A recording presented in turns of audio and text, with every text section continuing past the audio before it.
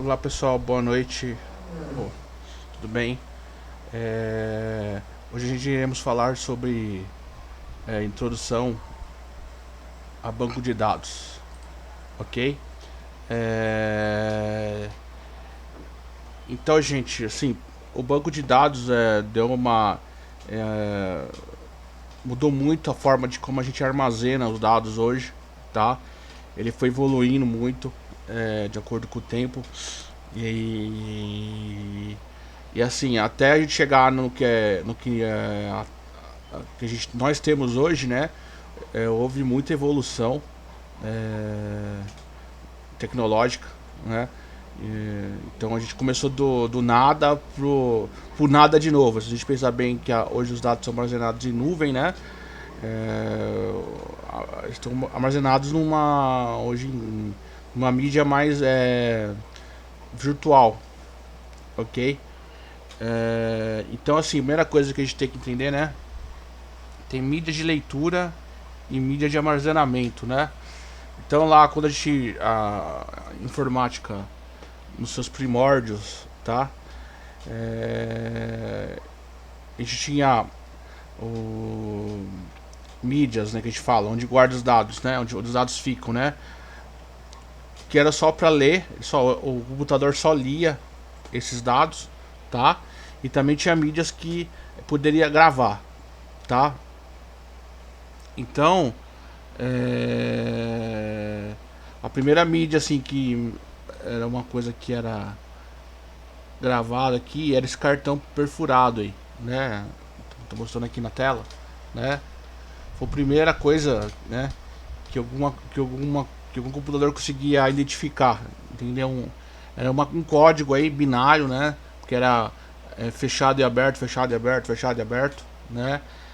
Isso foi usado durante muito tempo e ele é meio dos final do século XIX, tá? Até o finalzinho ali dos anos 60 e 70, acho que usaram muito dessas fitas. Era tipo uma fita furada e fechada, tá? Aí o computador ia lendo ela, né? Esses furado e aberto se dizia que era alguma coisa, né? O computador lia essa fita, ele fazia uma tradução desse código e transformava em algum programa, alguma informação, né? Então o cartão perfurado foi o primeiro, assim, né? A primeira mídia aí onde se podia gravar a informação, tá? A gravação ficava ali guardada, tá? Só que você só poderia fazer uma vez, né? Você não tinha como você alterar isso, né? Era uma vez só, ok? Avançado aqui, para acertar aqui. Isso, né? Então você só tinha uma vez só aquela fita, né? Perfurada, só tinha uma chance só de acertar, tá? Se você errasse, né, não tinha como você consertar essa fita, né? E, e essa era a máquina, né, que fazia esses cartões perfurados, né?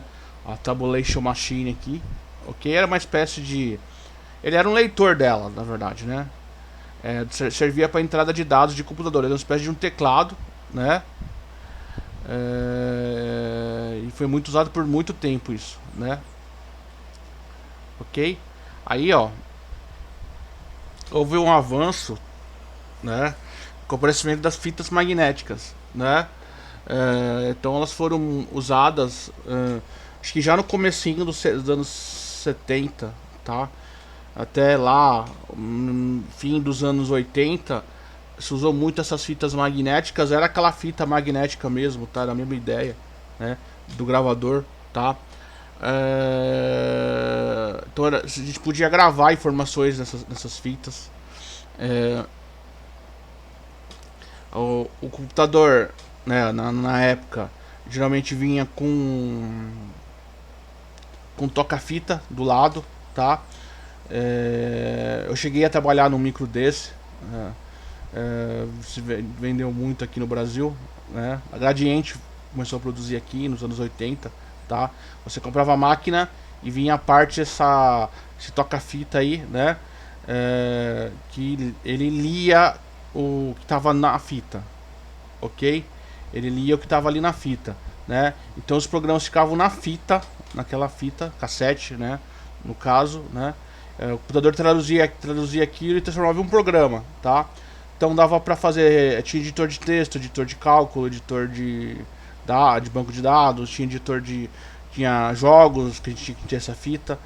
E assim, era engraçado que você colocava a fita e você pedia para rodar ali o arquivo, e o arquivo demorava lá não sei, lembro que eu dava pra dar uma volta em casa e voltar, que ainda tava lendo o programa.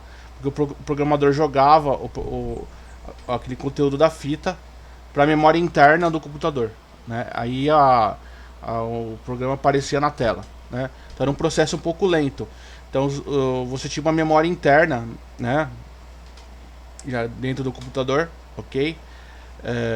Que era uma memória que não era permanente, né? Era virtual, tá?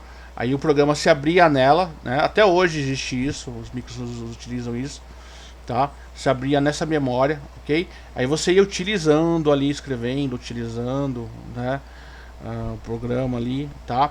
Aí em algum momento você tinha que salvar, né? Alguns gravadores você tinha que dar um salva, mas era um salva pelo botão do gravador, tá? Você tinha que salvar o arquivo, aí salvava naquela própria fita lá, né? Então era um processo bem mecânico mesmo, né? Então a gente usava lá um editor de texto, aí fazia o que tinha que fazer ali, aí tinha que acabar, encerrar ele, aí se eu quisesse tipo, ir para um editor de cálculo, tá? Aí eu tinha que pôr a fita do editor de cálculo, ele puxava toda a informação, né? Do editor, aí aparecia ali toda aquela uma planilha tipo Excel, mas bem tipo das cavernas. Aí a gente fazia todos os cálculos ali, né? E, e era um negócio bem complicado, né? Eram poucas pessoas que sabiam mexer, tá? Por isso que na época lá que a informática estava engateando, era muito importante que você soubesse inglês, tá? Porque os computadores, as linguagens, né? Essas linguagens que utilizavam esse tipo de mídia, né? Eram micros todos que a linguagem era toda na língua inglesa, né? Então era importante saber inglês naquela época, muito, senão você não conseguia mexer no computador. Então poucas pessoas tinham acesso, né? Então isso aí a gente usou muito fita cassete, e tem essas fitas aqui que eu tá mostrando. Essa fita magnética um pouco maior é para computadores de empresas grandes, né? Chamado mainframes, né? Já existia isso lá nos anos 70 e 80, né? E toda a informação era guardada nessa fitona aqui, tá? Nesse rolo aí, né?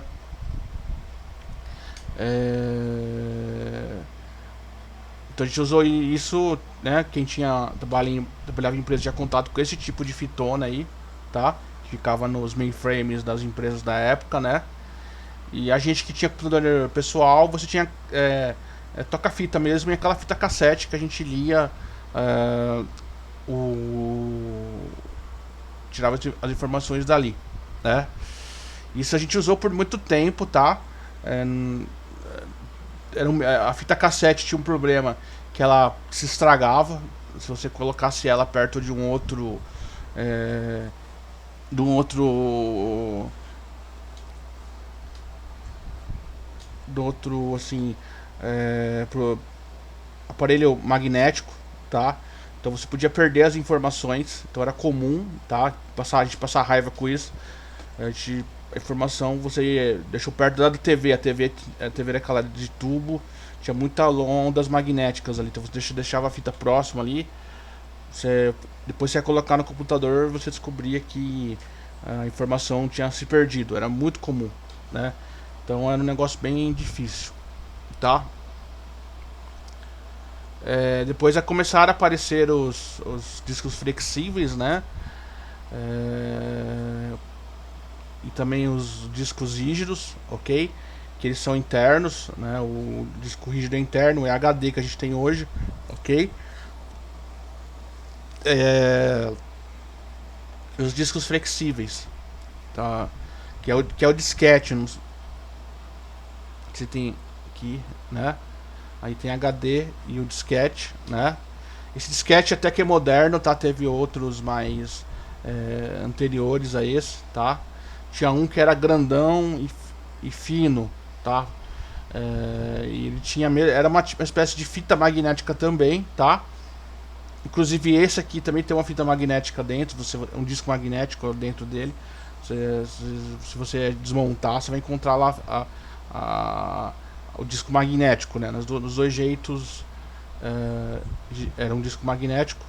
O disco magnético daquele CD que é maior, né? Ele era, acho que era, eu não lembro o tamanho agora, mas era grande, era um tamanho um pouquinho menor que um caderno é, escolar, né? E assim, e a gente tinha um leitor de disquete dele. No começo, nos micros trocaram aqueles cassetes por esses leitores de disco flexível, né? Se guardava mais informação. Ainda existia o problema, muito programa você tinha que ter nesse disquete, né? O computador lia o programa e o programa aparecia para você na tela, né? Então, assim, até um problema que um sistema operacional que nem o Windows tinha. Eu lembro que para você utilizar, tinha que pôr 2 ou 3 disquetes desse para o Windows poder funcionar, tá? Então o Windows não ficava na memória, ele ficava no disquete, né? Ele funcionava em cima do DOS, né? Então o Windows era muito lerdo, era uma porcaria, literalmente, tá? Então não era fácil mexer nele, tanto que ninguém quase mexia, eram poucas pessoas que tinham acesso, né? Ele só foi ficar popular na hora que veio o HD, né? Que aí você poderia ter o programa guardar dentro do seu computador, num disco rígido, né? Interno. Aí facilitou muito o armazenamento dos dados, né? Aí o Windows começou a ser guardado dentro desse HD ou em Chester na época, tá? Aí você poderia também instalar os programas, o Office, por exemplo, já estava aparecendo, né? Jogos você poderia colocar ali, né? Então ficou mais fácil de armazenar as coisas e era assim, nos disquetes flexíveis, né? No disco flexível e nessa HD a gente poderia apagar, tá? Então tinha essa facilidade de você já poder excluir ou atualizar as informações. Então melhorou muito. Então assim, posso até dizer que o Windows começou a dar uma evoluída na hora que apareceu o computador com HD, ou disco rígido, né, hard disk, né? Aí facilitou muito a vida do Windows, tá? Porque era complicado, você tinha que pular 3 de disquete ali para poder rodar um programa, né? Toda vez que a gente ia utilizar o computador era insano, assim, vocês nem têm ideia de tanto complicado que era, né? Aí os dois surgiram juntos. Esse disquete aqui já foi um pouco mais acima, tá? Já um pouco mais moderno. Pode ser que alguns tenham em casa ainda. Se vocês puderem quebrar dá pra olhar que é um disco magnético, tá? Parecido com aquela fita cassete, o mesmo material, né? E só que ela é protegida e cabe mais dados, cabe dados, né? Para aquela época era muita coisa, ok? Aí depois foi quando apareceu o CD, tá? O CD já foi um belo salto, né? Porque o CD cabia muito mais informação do que um disquete, né? E facilitou muito, assim, a gente poder carregar as informações de um lado para o outro. No começo o leitor de CD só lia, tá? Então a gente tinha que instalar o programa, né, no computador. Então veio um momento que você comprava o Windows, o Office, os jogos, né, por exemplo, você comprava e ele vinha num CD, você só podia instalar a parte dele, né? E não podia fazer mais nada. Então você deixava ali guardado. Então e assim, é bom que facilitou porque diminuiu muito o número de disquete que se utilizava ali, né? Diminuiu para rodar um programa você tinha lá 5, 6 disquetes e abaixou para um CD. Que um CD cabia muito mais informação, né? Aí veio o CD regravável, né? Na verdade, o RW, né? E a gente já podia apagar esse CD, a gente comprava o CD regravável e o aparelho tinha que ser também, né? É, aí a gente conseguia alterar, tá? Só que toda vez a gente tinha que formatar o CD, né? Pra poder colocar outra informação, era um negócio meio chato, tá? Isso aconteceu também depois que migrou pro DVD, tá? O DVD também a gente entrou no como um armazenamento, né? Então tem o leitor de DVD, né? E que ele cabe muito mais informação do que o CD, né? E também tem DVD regravável, tá? Então era a mesma situação. Toda vez que você ia usar aquele CD DVD regravável, você tinha que formatar de novo, pôr informação ali, né? Uma coisa assim que não durou muito tempo não. Acho que até foi a gente usou bastante tempo, os programas vinham por eles, né? Os softwares, né? Mas assim, os arquivos de utilização, né? Muita gente ainda manteve nos disquetes, porque você tinha lá um arquivo de Word ali, de Excel, um arquivo pequeno, não era muito inteligente você colocar num CD grandão, tá? Então as pessoas ainda usaram por muito tempo. Você tinha um leitor de CD, né? Ou de DVD, né?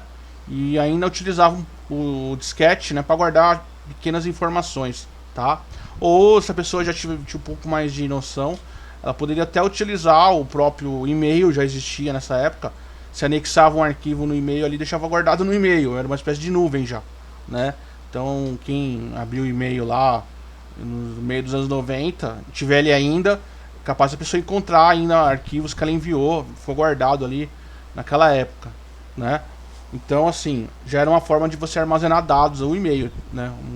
Dados meio no meio virtual, tá? Então, assim, o e-mail também servia para esse tipo de coisa, né? Você armazenar alguns documentos virtualmente por ele, tá? Então, o CD, DVD, o e-mail ali já estavam meio pareceram são meio da mesma época ali, né? Aí uma coisa que revolucionou de vez foi o pendrive, tá? O pendrive acabou com CD, DVD, disquete, porque ele até hoje a gente usa, né? Ele é um aparelho que é um hardware que tem um tamanho muito pequeno e cabe muita informação, tá? Uma coisa que atrapalhou um pouco a vida do driver, tá? Foi os vírus, né? Eu lembro que muitos vírus estavam feitos em cima de pendrive, né? Então eu lembro quando ele apareceu, foi um sofrimento na época, né? Com vírus, né? Porque todo mundo começou a usar e os hackers não são bobo nem nada, criaram o vírus em cima desses compartimentos de informação, né? Até hoje eu tenho dois pendrives aqui no meu caso, né? Eu uso de reserva aqui para alguma emergência, tá? Para ele armazenar informação, né? Então até hoje é uma coisa que existe, né? E todo mundo pelo menos que tem um em casa, ok? Aí ele não fala, né? Daí a próxima pulo, né? Foi para a nuvem, né? As nuvens, as clouds, né? Que a gente tem hoje, né? Então as informações, o ideal é que a gente coloque numa nuvem virtual. A Google, ela tem uma nuvem que chama de Drive, né? O Google Drive, que serve para isso mesmo. Então, todo mundo que tem conta na Google, né? Você consegue ter um direito a um armazenamento de informações ali, né? Quem tem Apple também tem acesso ao iCloud, né? A Microsoft também tem, se não me engano, ok? Eu não lembro o nome agora. Eu tava vendo outro dia assim, ele pegou, eu tinha um Windows Phone e eu fui logar aqui, apareceu um monte de foto de 6, 7 anos atrás, né? Então eu tava dentro dessa nuvem do Windows, da Microsoft lá de anos, né? Tava guardado lá, tá? Então os dados hoje são armazenados nessas nuvens, tá? Então tudo que tá as empresas na verdade elas têm um backup, né, interno lá tem lá um mainframe, né, que guarda as informações, mas ela usa muito a nuvem, né, para ela ter dois tipos de segurança, né? Se uma der pau, ela tem a outra para recorrer, tá? Mas hoje a nuvem ela é muito importante, que ela consegue dar uma informação em tempo real, né? Então ela agilizou muito o aparecimento das informações para a gente poder tomar certas decisões. Então a nuvem vem ajudando muito, né? Ok, nesse armazenamento de informações, certo? Então a gente tem os bancos de dados, onde são armazenados os dados, tá? Então assim, o número de dados que vem na internet está aumentando exponencialmente né, a cada tempo aí, né? Cada vez vocês verem infelizmente com o advento dessa nuvem virtual aí, cada vez mais, né, memória vai ser exigida aí, né, para armazenamento, ok?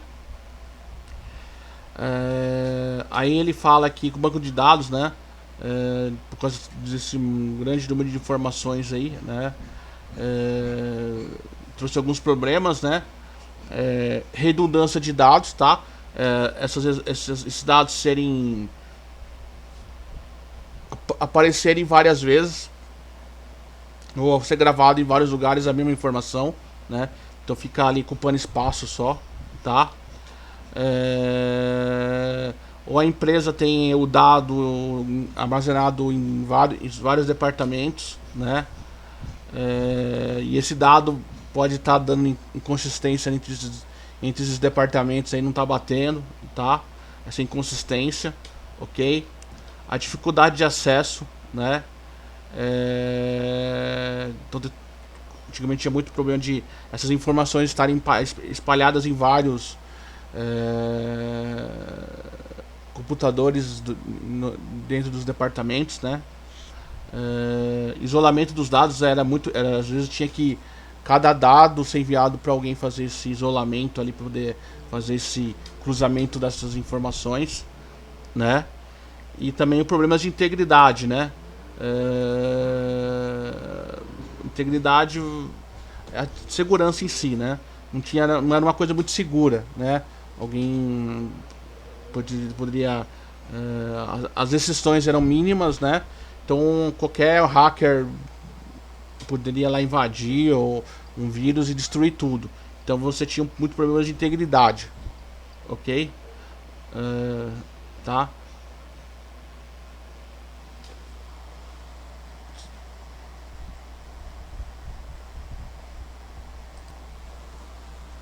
Continuando aqui, né? Então também acontecia problemas de automicidade, né? Que seria o sistema retira uma informação de uma maneira equivocada e a informação tem que ser voltada pro registro anterior, tá? Esse seria um problema de automicidade, né? Anomalias do acesso concorrente, tá? Isso acontece muito com o site de vendas, né? O aplicativo de vendas, né? Porque você tem lá eu tenho 2 mercadorias e 3 pessoas querendo comprar, né? E assim, o site tem que tomar um cuidado aí, né? Imagine se naquele momento as 3 compram, né? Vai dar um pau no sistema aí, ele vai entrar vai dar uma confusão, né? Então assim, o sistema tem que ser muito rápido para na hora que ocorreu a venda em instantes o produto sai fique indisponível, né? Porque isso pode acontecer, né? Da pessoa do sistema for muito lento, ela achar que tem o produto e esse produto foi vendido, porque você tá comprando lá um micro-ondas, então você tá vendo ali que existe 3 em estoque, né? E tem 4 pessoas querendo comprar, aí 3 compram, mas fica sem, né? Isso aí tem que ser muito instantâneo, porque pode dar um conflito aí, né? Imagina você vende um produto que a empresa não tem, a confusão que vai dar. Então essa informação tem que ser feita, né? Essa baixa, né, no estoque tem que ser feita de uma maneira praticamente instantânea, tá? E problema de segurança, pessoas que não têm acesso à área, né? Pessoas não autorizadas acabar invadindo e fazendo estrago dessas informações, ficar atrapalhando, né? Aplicativos ou sites das empresas, né? Então, esse é um problema da sociedade atual, né? Que, que esses dados sejam armazenados de uma maneira correta, ok? E tem que tomar muito cuidado com quem se utiliza deles, né? Então, ele fala aqui, para essas informações deve estar organizado seguindo uma lógica de raciocínio, né? Por categorias, temas, né? E se faz necessário que um software faça essa organização, tá? Aí que surge o banco de dados, né? Que faz toda essa lógica, essa estruturação desses dados aí que ficam guardados dentro de uma sequência lógica de ideias aí, né? Para que não ocorra essas anomalias aí que eu falei aí acima, tá ok? Esse vídeo eu vou estar encerrando por aqui, senão vai ficar muito longo, tá bom? E até a próxima.